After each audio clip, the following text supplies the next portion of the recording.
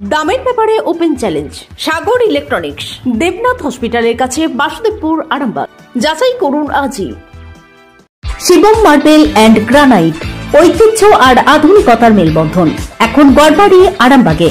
Phone 9475179586। আবারও চিকিৎসার গাফিলতিতে school ছাত্রের মৃত্যুকে কেন্দ্র করে উত্তপ্ত আরামবাগ মেডিকেল কলেজ হাসপাতাল চত্বর। মেডিকেল কলেজ হাসপাতালে প্রিন্সিপালের অফিসের সামনে চলে রোগীর আত্মীয়দের তুমুল বিক্ষোভ। মৃত ছাত্রের নাম পীযূষ বেরা, বয়স 13 বছর। পীযূষ 6ষ্ঠ শ্রেণীর ছাত্র ছিল। বাড়ি পরশুরা থানার সোদপুর এলাকায়। জানা গেছে, আজ মঙ্গলবার সকালে পীযূষ তার বাবার বাইকে করে তারকেশ্বরের সিবিএসই স্কুলে ভর্তি হতে যাচ্ছিল। সেই সময় পরশুরার বিডিও অফিস সংলগ্ন এলাকায় হঠাৎ তাদের সামনে একটি টোটো ব্রেক কষে। ফলে বাইক থেকে পীযূষ পড়ে যায় এবং তার হাতের উপর দিয়ে একটি লরি চলে যায়। এই অবস্থায় তাকে পরশুরা শ্রীরামপুর ব্লক প্রাথমিক স্বাস্থ্যকেন্দ্রে ভর্তি করা হয়। সেখানেই তার অবস্থার অবনতি হওয়ায় তাকে আরামবাগ মেডিকেল কলেজ হাসপাতালে স্থানান্তরিত করা হয়। কিন্তু এদিন বিকেলে পীযূষের মৃত্যু হয়। এরপরে আরামবাগ মেডিকেল কলেজ হাসপাতালে কোনোরূপ চিকিৎসা হয়নি এমন দাবি তুলে বিক্ষোভ দেখায় তার পরিবারের লোকজন।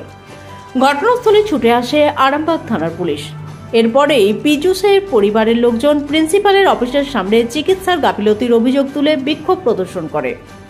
দেখুন বিস্তারিত। অ্যাক্সিডেন্টের পর 11:30 পৌনে 12টার সময় হসপিটালে হাজির হয়েছে।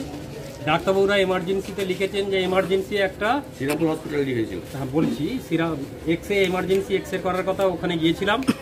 কুকুরের মতো ব্যবহার হয়েছে আমাদের সাথে। এমার্জেন্সি বলে কিছু নেই। সেই অবস্থায় রুগীটাকে নিয়ে গিয়ে বাইরে এক্সরে করেছি। বাইরে এক্সরে করার পর এক্সরে প্লেটটা দেখানোর জন্য দৌড়ে দৌড়ে ঘুরেছি যে কোন দরবারে মহা ভগবানরা আছেন। অর্থোপেডিক ডাক্তারবাবু এক ভাই বললেন যে 2টো পর্যন্ত ওপিডি করেছে, করে চলে গেছেন। এরপর রুগী ডাক্তারবাবু কখন আসবেন আমরা কিছু জানি না। 5টাতেও আসতে পারে, 7টাতেও আসতে পারে। সেই তখন থেকে আমাদের ওই 13 বছরের বাচ্চাটা কোনো ট্রিটমেন্ট পেল না, কিচ্ছু ট্রিটমেন্ট পায়নি, বিনা চিকিৎসায় মারা গেছে। মারা গেছে বলতে এখন যে আইসিইউটা এলো কোথা থেকে? 99% বলছে বাঁচাতে পারবো না। তার মানেটা কি বোঝাচ্ছে? যদি বেঁচে থাকে তাহলে অন্য চেক করতে বলুন, আমরা চেক করতে যাই অন্য ডাক্তার দিয়ে। আমরা প্রাইভেট ডাক্তার নিয়ে, ডাক্তার এখনো ঘোষণা করে নিয়েই তো ওরা ঘোষণা করবে কি আমরা যে ঝামেলাটা করেছি তার জন্য ঘোষণা করে না। কেউ নয় তো কেন? তাদের ভুল হয়েছে, ভুল স্বীকার করবে না। তারা কিসের জন্য সরকারি চাকরি করছে সেটা দিন, পাবলিকে যে বসে থাকতে বলুন। তারপর দেখুন, যখনই শুরু হয়েছে খুব বাড়াবাড়ি, আমরা বললাম আমরা পিজিতে নিয়ে চলে যাব, আপনারা একটু তাড়াতাড়ি রেফারের ব্যবস্থা করুন। দরখাস্ত লিখতে হলো, লামা করতে হবে, সেই করতে হবে। দরখাস্ত লিখে জমা দেওয়ার পর শ্বাসকষ্ট শুরু হলো। তখন দিদিরা এবার ছুটি আরম্ভ করে দিয়েছে। তখন অক্সিজেন সিলিন্ডার কোথায়, সেলাইন কোথায়, মানে বিভিন্ন কাজের ব্যস্ত। এক ম্যাডাম ছিলেন, আমি ওনার নাম জানি না, ওই ম্যাডামকে 100 কোটি প্রণাম। উনি বহুত চেষ্টা করেছেন, ডক্টর ম্যাডাম, দিদিরা কিন্তু নয়, নার্স দিদিরা নয়। এইটুকু যেটুকু পেয়েছি।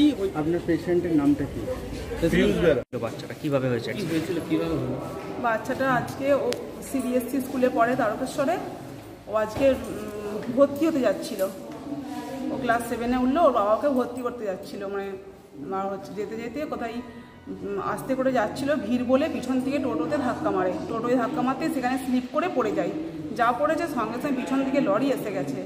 লরি আসতে বাবা উঠার আগে ও ছেলেটার মাথাটা সরিয়ে নিয়েছে। যা সরিয়েছে ভেবেছে ওদের হাতটা ভেঙে গেছে, হয়তো হাতের উপর দিয়ে গেছে, হাতটা ছিঁড়ে গেছে। তো এখানে সঙ্গে সঙ্গে ওখানে পুলিশ ছিল, আমাদের বিডিও অফিসে হয়েছে। ওইটা কোনখানের বিডিও অফিস? ওটা পুরসুরো বিডিও অফিস। পুরসুরো বিডিও অফিসে হয়েছে। তো ওইখানে এবার পুলিশ ছিল, পুলিশরা কী করেছে, পুরসুরো থানার ওরা হচ্ছে শ্রীরামপুরে ভর্তি করেছে। শ্রীরামপুর থেকে এখানে আরামবাগ ট্রান্সফার করেছে। এখন কি এখন কেমন আছে? ছেলেটা নেই আমাদের মধ্যে। আর এখানে এবারে বললো এক্ষুনি এক্সরে করতে হবে, এমার্জেন্সি এক্সরে করতে গেল। ওখানে বললো এমার্জেন্সি বলে কিছু হয় না। ডাক্তার কি বলেছে যে আর বেঁচে নেই? আপনাদের কিছু বলেছে ডাক্তার? হ্যাঁ বলে দিয়েছে, মারা গেছে বলে। হ্যাঁ কখন? 5% দিয়েছিল, সে আশাটাও নেই। আমাদেরকে বললো আপনাদের কারো দেখার থাকলে আপনারা দেখে আসুন। কখন বলেছে? 4:30টার সময়। আপনারা এখানে এসেছিলেন কেন? আমরা এখানে আমার ছেলেটা বিনা চিকিৎসায় মারা গেল, তার আমরা জবাব চাই। 11টার সময় ভর্তি হয়েছে, প্রিন্সিপালের কাছে আমরা জবাব চাই। বারবার এরকম হয় কেন? আজকে আমার ছেলে রয়েছে, কালকে আরও একজনের হবে, এরকম হয়েই যাচ্ছে বারবার। হয়তো এই আমরা এক্সরে করলাম, দিলে ওর কোমর ভেঙে গেছে, তো কোমর ভেঙে গেছে, ছেলের মুখে বলছে যে মা আমার শ্বাসকষ্ট হচ্ছে, তবুও দিদিমণিরা কোনো ট্রিটমেন্ট নেয়নি। আপনার ছেলের নাম কি দিদি? পিয়ুষ বেড়া, আমি ওর বড় মা। আপনার নাম? আমার নাম সোমা বেড়া। ওই ভাই বোন ওরা? ও এক ভাই এক বোন। কে বড়? এ বড়, বাবার বোন নাম? ছোট। বাবার নাম কি? বাবার নাম যাদব বেড়া। কি করেন উনি? উনি জুয়েলারি কাজ করেন। বাইরে থাকেন? হ্যাঁ। প্রিন্সিপাল কি বললো? প্রিন্সিপাল বললেন যে আমি দেখছি, লিখিত দরখাস্ত দিন একটা, তার মধ্যে আমি দেখছি ব্যবস্থা নেবে। বিক্ষোভ কেন দেখাচ্ছিলেন এখানে? কেন বিক্ষোভ দেখাচ্ছিলেন? আমার ছেলে ট্রিটমেন্ট হয়নি বলে।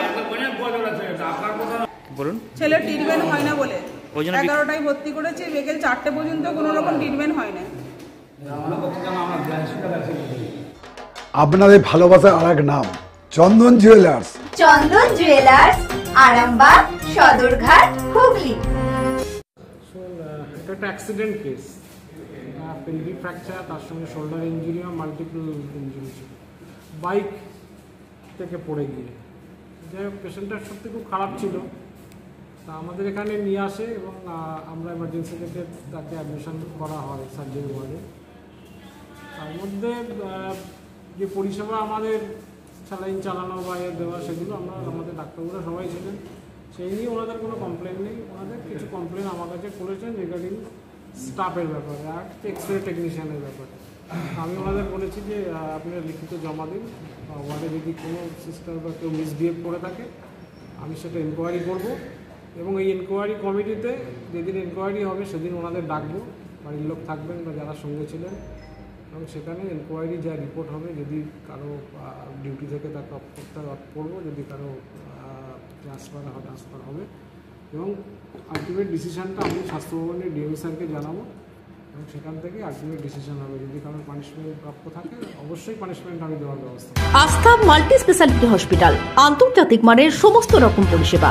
আস্থা multi speciality hospital, Nabapalli, Arambagh. AC nursing home, 24 ঘন্টা ডক্টর সার্ভিস ও এমার্জেন্সি পরিষেবা ছাড়াও প্যাথোলজি, ডায়ালিসিস, আইসিইউ এবং যাবতীয় টেস্ট একই ছাদের তলায়। স্বাস্থ্য সাথী মান্যতাপ্রাপ্ত এসি নার্সিং হোম, করুণা সিনেমার পিছনে, বেনেপুকুর রোড, আরামবাগ।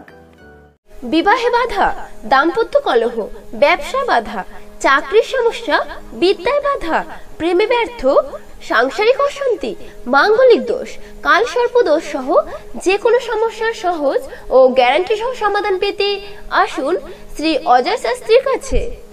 অগ্রিম নাম নথিভুক্ত করতে ফোন করুন 9933854984। চুড়ি, তুমি নারীর প্রিয় সব উৎসবে, বাউটি, বালা, চূড়, মান্তাসা দেখলাম মন ভরে। জনপ্রিয়তায় আজও সেরা মিনা করা ঝুমকা, কানে দিলাম কানপাশা, পূরণ হলো সব আশা। হাতের আঙুলের আংটি নানা ডিজাইনে পাবে, ঐতিহ্যবাহী নেকলেস আজও মনে ধরে, জড়োয়া, সীতাহার সবার নজর কাড়ে। তাই তো বিয়েতে পেলে এত গয়না সবার মনে ধরে। নতুন সম্পর্কের শুরুটা আজও সোনার মতো খাঁটি। যখন সেরা জিনিস, সেরা কালেকশন, সাথে ন্যায্য দাম, তবে উন্নতর কেন?